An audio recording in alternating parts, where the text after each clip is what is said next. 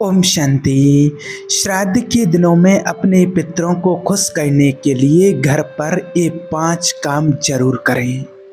देखिए, श्राद्ध के दिनों में सभी चाहते हैं कि हमें अपने पितरों का आशीर्वाद मिले और उनका आशीर्वाद प्राप्त करने के लिए हम श्राद्ध के दिनों में तरह तरह की विधियां अपनाते रहते हैं और बड़े प्यार से भोजन बना करके भोग लगाते हैं, पितरों को खिलाते हैं कि हमें उनका आशीर्वाद मिले। सभी यही चाहते हैं कि हमेशा हमारे पितरों की छत्र छाया, आशीर्वाद उनका हमारे घर पर, हमारे परिवार पर हमेशा बना रहे। और उसके लिए हम अलग अलग विधि से लोग श्राद्ध करते हैं अपने पितरों के लिए। देखिए, भोजन बनाते हैं, अलग अलग कितने ही तरह के व्यंजन बनाते हैं और अधिकतर तो वो लोग जो उनको पसंद होता है कि उनको क्या जो डिश पसंद थी उस तरह से वो बना करके और उसका भोग लगाते हैं और पितरों को खिलाते हैं और लोगों को भी खिलाते हैं कि उनकी आत्मा को शांति मिले और जहाँ भी हो और उनका आशीर्वाद हमें हमेशा मिलता रहे, इस विधि से करते हैं।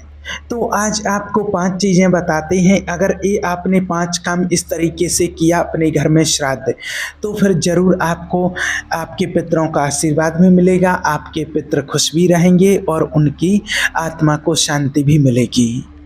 और ये 5 चीज़ें आज आपको जो बता रहे हैं, इसके आधार पर आप अपने श्राद्ध को संपन्न और संपूर्ण कर सकते हैं। तो देखिए, सबसे पहला है कि जो भी आप श्राद्ध के लिए भोजन बनाएं तो सबसे पहले तो आप अपने भंडारे को क्लीन करें। क्लीन करने का मतलब है कि अच्छे से साफ सफाई करें और विशेष करके ध्यान देना कि आपके भंडारे में, आपकी रसोई में, जो भी किचन में आपकी तामसिक चीज़ें रखी हुई हैं, जो भी तामसिक चीज़ें हों उनको बिल्कुल बाहर निकाल दें। आप जब आप श्राद्ध का भोग बनाते हैं तब इस बात का विशेष आपको ध्यान रखना है, क्योंकि श्राद्ध का भोग जो बनता है वो एकदम सात्विक होता है, शुद्ध होता है, पवित्र होता है। तो अगर आपके किचन में कोई भी तामसिक चीज़ है तो उसको आप बिल्कुल बाहर निकाल दें। भले आप हमेशा के लिए नहीं निकाल सकते हैं तो उतने समय के लिए ज़रूर निकाल दें जब आप अपने पितरों के लिए भोजन बना रहे हैं, भोग बना रहे हैं। उस टाइम पर उन तामसिक चीज़ों को आप अपने भंडारे से बाहर निकाल दें, ताकि आप अपने शुद्ध अच्छे मन से और अपने पितरों के लिए शुद्ध भोजन बना सकें, उनको भोग लगा सकें। दूसरा, श्राद्ध के दिनों में भोग बनाते समय अपने पितरों के लिए जब आप भोग बनाते हैं तो उस टाइम पर आप ध्यान रखें कि जो भी आप व्यंजन बना रहे हैं, जो भी आप भोजन बना रहे हैं, जो भी डिश आप बनाना चाहते हैं अपने पितरों के लिए, तो विशेष करके उसमें ध्यान रहे कि उसमें प्याज लहसुन का इस्तेमाल ना हो। वो भोजन आप शुद्ध बना रहे हैं और उसमें किसी भी प्रकार का आपको तामसिक चीज़ का उपयोग नहीं करना है। जब आप शुद्ध भोजन बनाते हैं, पवित्र भोजन बनाते हैं, तो आपके पितर उसको स्वीकार करते हैं। और तीसरा, जब भी आप श्राद्ध के दिनों में भोग बनाएं तो बड़े प्यार से परमात्मा की याद में शांति के साथ और शुद्धता के साथ अपनाएं, क्योंकि जब आप भोजन बनाएंगे और आप शुद्धता के साथ बनाएंगे और शुद्धता, बाहरी स्वच्छता के साथ साथ आपको आंतरिक मन की स्वच्छता भी अपनाना बहुत ज़रूरी है। क्योंकि कई बार हम बाहरी शुद्धता तो कर लेते हैं, तन साफ कर लेते हैं अपना, लेकिन मन साफ नहीं कर पाते हैं। मन में तरह तरह की नेगेटिविटी आती रहती है। तो हम जैसे अपने साफ कपड़े पहनते हैं, वस्त्र पहनते हैं धुले हुए या नए वस्त्र पहन करके कोई कोई भोग बनाते हैं और बढ़िया साफ सफाई से नहा धो करके, भंडारा साफ करके, किचन साफ करके फिर भोजन बनाते हैं। तो उसी तरीके से हमें अपने मन को भी शुद्ध करना है, मन को भी साफ करके भोजन बनाना। मन में किसी भी प्रकार का किसी के प्रति कोई कचरा नहीं होना चाहिए, तब ब्लेसिंग जुड़ेगी। और आपने देखा होगा कि जब हम लड़ाई झगड़ा या फिर टीवी देखते हुए, मोबाइल देखते हुए अगर ऐसी स्थिति में भोजन बनाते हैं तो उसका कैसा दुष्प्रभाव हमारे भोजन पर पड़ता है। या फिर कुछ ऐसी हलचल करते हुए भोजन बनाते हैं तो हमारे घर का माहौल ही कुछ ऐसा हो जाता है। आपने देखा होगा, जैसे घर में बच्चे होते हैं और माँ भोजन बना रही हैं, बच्चे आ जाते हैं तो उनको डांट देती हैं, कहीं गुस्सा कर लेती हैं, कहीं कुछ बोल देती हैं, कहीं कुछ हो जाता है। या फिर कई माता बहनों की ये भी आदत होती है कि वो अपना मोबाइल में कुछ भी देख रही हैं, जो भी उनकी मनपसंद चीज़ है वो लगा करके रख लिया और उसको देख देख करके फिर बना रही हैं। तो जैसा आप उस टाइम पर पर देख रहे हो, आपके मन की स्थिति कैसी बन रही है, वैसा ही उस भोजन में वाइब्रेशन जा रहा है। अगर आप शुद्ध मन से अच्छे भगवान की याद में भगवान के भजन गीत संगीत सुनते हुए और अगर आप भोजन बनाते हैं तो उस भोजन में वो पावरफुल एनर्जी जा रही है। बिल्कुल प्रैक्टिकल ऐसा होता है। और अगर आप कुछ नेगेटिव चीज़ देख करके बना रहे हो तो वैसी एनर्जी उस भोजन में जा रही है। और आज देखिए सभी चाहते हैं अपने घर परिवार में सुख शांति। कोई भी नहीं चाहता है कि हम अपने घर के अपने परिवार के माहौल को किसी प्रकार से बिगाड़ें। तो अगर आप भी भोजन बनाते समय या भोजन करते समय मोबाइल टीवी या कोई भी ऐसी चीज़ का इस्तेमाल करते हैं तो कोशिश करें कि भोजन बनाते समय और भोजन करते समय भी इन चीज़ों का इस्तेमाल ना करें तो बहुत अच्छा होगा। और बड़े प्यार से आप परमात्मा की याद में भगवान की याद में भोजन बनाएं ताकि वो भोजन प्रभु प्रसाद बन सके। तो हमें इन छोटी छोटी चीज़ों पर ध्यान देना है, अटेंशन देना है और हमें अपनी इन चीज़ों पर विशेष रूप से फोकस करके इनसे चेंज लाना है। तो बस इन छोटी छोटी चीज़ों पर हमें ध्यान देना है और इन छोटी छोटी चीज़ों को थोड़ा सा इन विधि को चेंज करना है।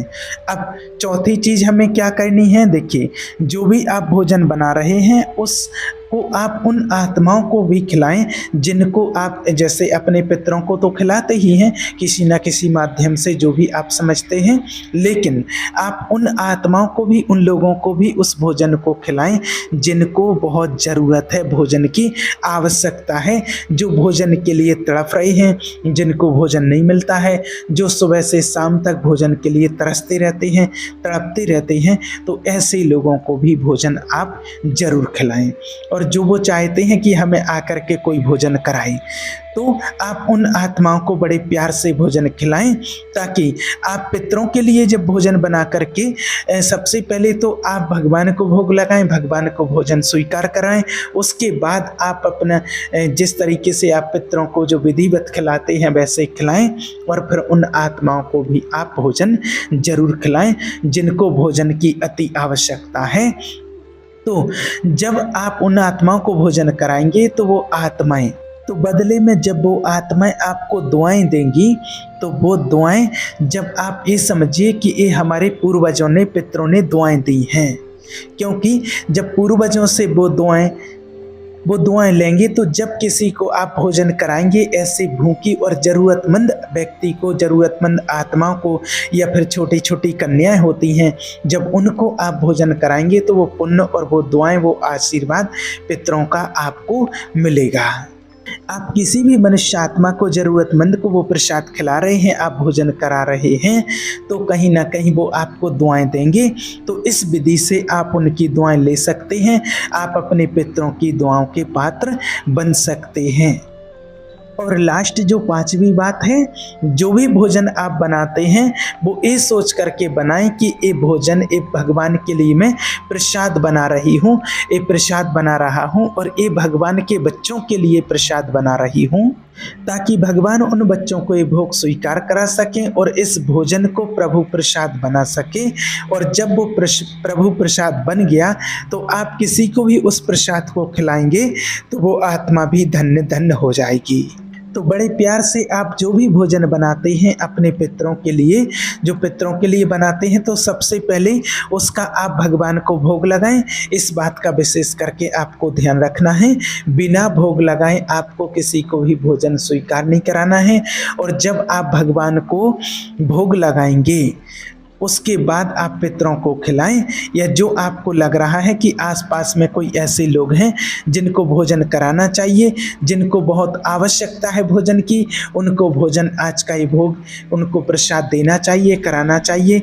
तो उनसे जो दुआएं मिलती हैं, जो वो आप जिस ज़रूरतमंद को आप भोजन कराएंगे और उनसे जो दुआएं मिलती हैं, उनके हृदय से जो दुआएं निकलती हैं, तो समझो कि वो दुआएं आपके लिए बहुत बहुत ज़्यादा फलदायक होंगी। इसलिए इन बातों का विशेष करके आपको ध्यान रखना है, क्योंकि अगर जिसको ज़रूरत नहीं है और उसको आप भोजन करा रहे हैं तो उसके अंदर से आपके लिए कोई दुआएं नहीं निकलेंगी, क्योंकि भाई उसको ज़रूरत ही नहीं है। वो तो 10 जगह खा करके आए हैं, तो कराओ ना कराओ उनको तो बराबर ही होता है। लेकिन कोई ज़रूरतमंद है, उसको भूख है, अगर किसी ऐसे व्यक्ति को आप जो सुबह से बिल्कुल भूखा है, इंतज़ार में है कि कोई मुझे खिला दे, उसके पास पैसे नहीं है खाने के लिए या कुछ भी नहीं है, तो अगर ऐसे किसी व्यक्ति को आप भोजन कराते हैं और जब उसका पेट भरता है और वो जब किसी मुसीबत में ऐसी जगह है तब उसको आप ऐसे में भोजन कराते हैं, तो उसके अंदर से बहुत दुआएं निकलती हैं, बहुत दुआएं। और जो वो दुआएं निकलती हैं वो आपके जीवन के लिए बहुत फलदायक होती हैं। इसलिए इस श्राद्ध के दिनों में आप इन विधियों को, इन 5 चीज़ों को ज़रूर अपनाएं और अपने श्राद्ध को संपन्न करें। इस चीज़ का आपको विशेष करके ध्यान रखना है। ये बड़ी छोटी छोटी चीज़ें होती हैं, लेकिन इन विधियों को अपनाना ज़रूर है अपने जीवन में। कोई बड़ी चीज़ नहीं होती है और हम करना चाहें तो कर सकते हैं, इसमें कोई भी कठिनाई नहीं होती है। तो इन चीज़ों को अपना करके आप ज़रूर अपने श्राद्ध को संपन्न करें। ठीक है। ओम शांति।